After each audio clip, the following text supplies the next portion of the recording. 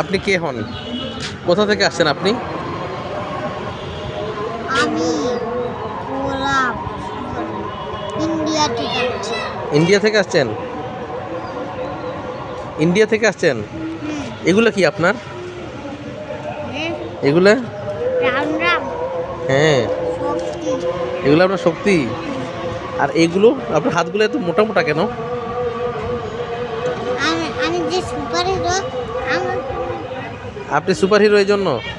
আমার তো কোনো হাত তাহলে তো আমার কোনো হাত নেই। ও আচ্ছা।